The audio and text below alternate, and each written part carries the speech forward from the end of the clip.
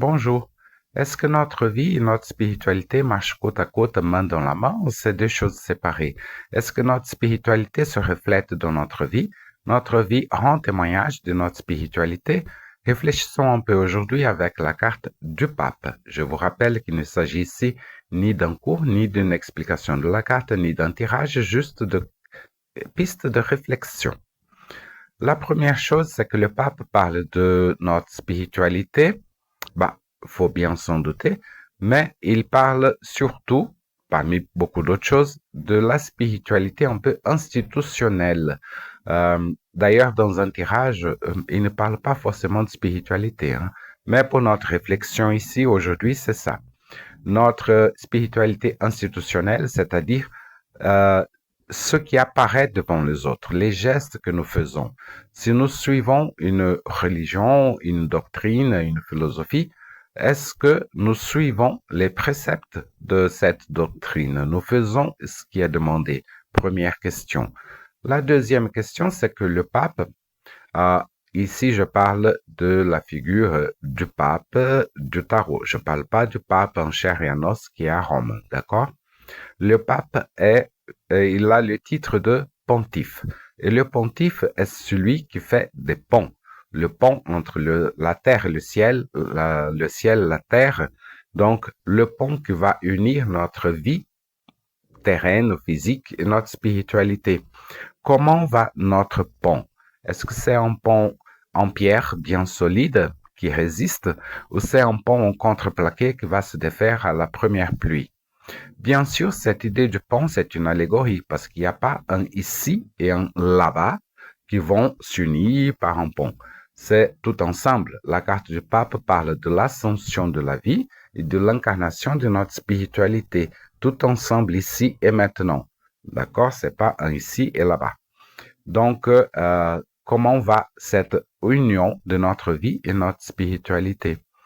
Une autre chose, c'est que le pape, il peut nous questionner parmi d'autres choses du témoignage que nous donnons, parce que le pape, il est exemple et modèle pour les fidèles. Et vous pouvez dire, moi, je veux pas être exemple pour les autres, hein, et moi, je suis tout à fait d'accord.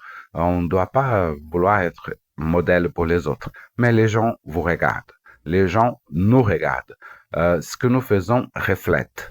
Donc, si on affiche publiquement qu'on suit une religion, une doctrine, quoi que ce soit, il y a une expectative qui est créée là-dessus. Donc, on montre l'affiche et au moment de jouer notre rôle dans le film, les gens disent, ben, je pense que j'ai été trompé, hein, c'est pas le film que j'attendais.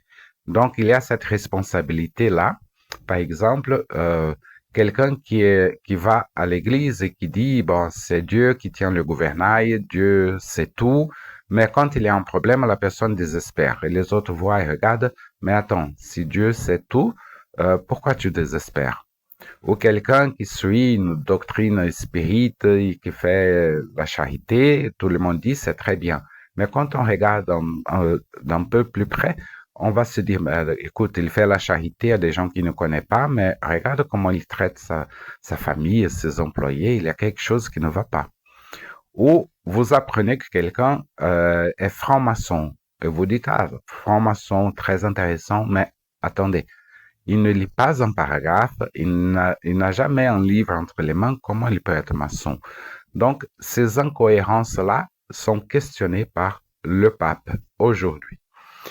Quand on parle de afficher publiquement quelque chose, et pour le pape, peu importe hein, quelle soit votre doctrine, hein, si vous êtes chrétien, ça peut être, vous pouvez être animiste, vous pouvez suivre la fée des forêts, peu importe. C'est la cohérence ici qui est en jeu.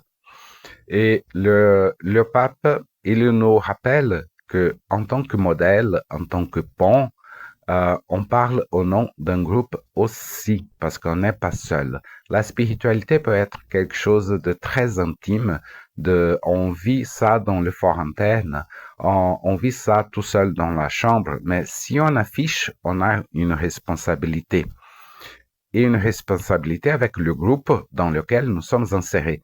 Donc, si vous faites quelque chose de très bien, les gens vous regardent admiratif. Mais si vous commettez des gaffes, ça, c'est pas seulement vous qui êtes en jeu, mais c'est le groupe. Ça va éclabousser sur les autres. Par exemple, quelqu'un qui va à l'église, il fait une grosse bêtise. Il y aura quelqu'un qui va dire, bah voilà, c'est pour cela que je vais pas à l'église.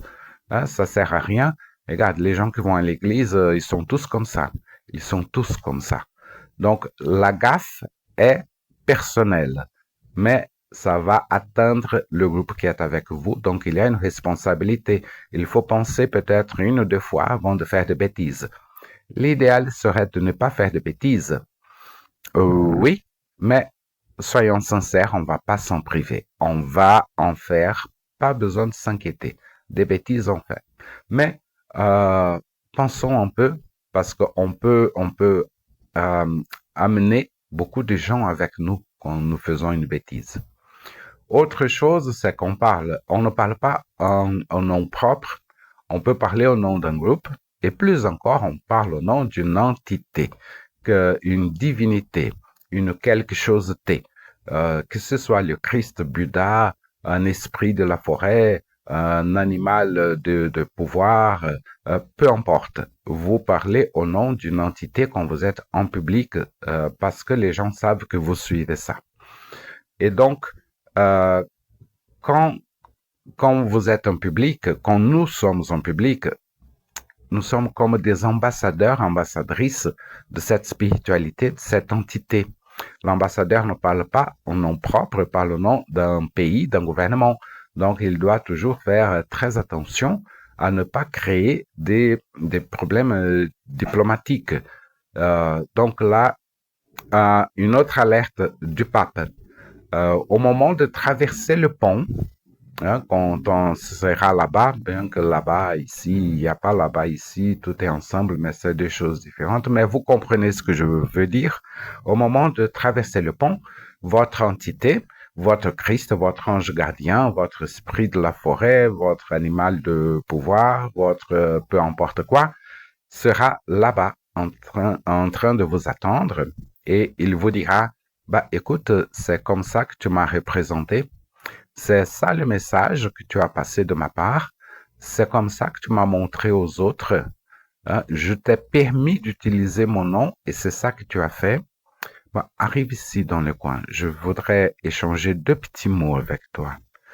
Bon, voilà. Donc ça, ce sont les questions du pape pour nous aujourd'hui. D'abord, la cohérence entre la foi que nous voulons afficher et ce que nous faisons effectivement.